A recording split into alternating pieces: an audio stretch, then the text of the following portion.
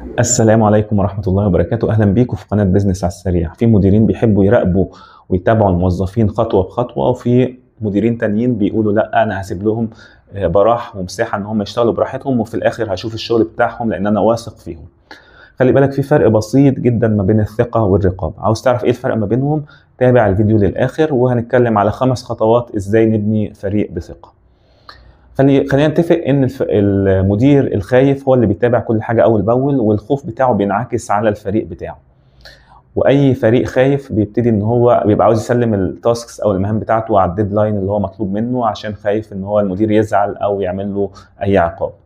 لكن على العكس، اللي عنده المدير اللي مدي ثقه للموظفين بتوعه بيخليهم يبدعوا في مجالهم او يطلعوا احسن ما عندهم، والكواليتي بتاعت الشغل او جوده الشغل بتبقى احسن حاجه. الرقابة خلي بالك هتخليك ضامن النتائج النهاردة، لكن الثقة هتبني نجاح لبكرة.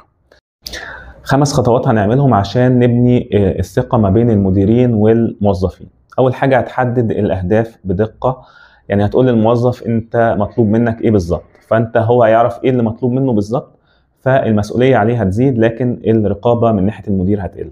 تاني حاجة، إنك هتتابعه بالنتائج مش بالتفاصيل.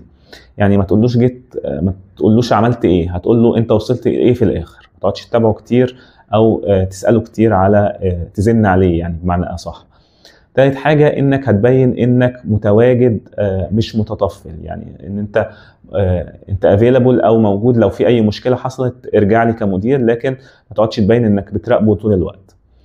رابع حاجه، انك هتزود المسؤوليه عليه وتقلل الخوف. ازاي؟ يعني لو عمل اي مشكله او تصرف غلط تقول له، لان اي مدير قائد او ناجح هيقول لك احنا بنتعلم من الاخطاء مش بنعاقبه على الاخطاء، عشان ما يتكررش الخطأ دوت في المستقبل.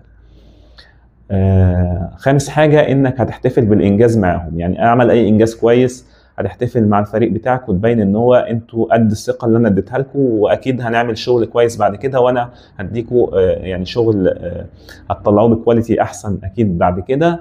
فدوت لما يجي يشتغل بعد كده الموظف دوت هتلاقيه بيشتغل بحماس وعنده موتيفيشن. في الشركات هنعمل ايه؟ احنا هنوازن ما بين الاثنين، لان انت في الاول لازم تعمل رقابه. اول لما هتبتدي شركتك او كده او المشروع بتاعك لازم تبقى فيه رقابه في الاول اكتر حاجه. بعد كده لما تبتدي تخش في المشروع شويه هتبتدي تدي ثقه اكتر للموظفين.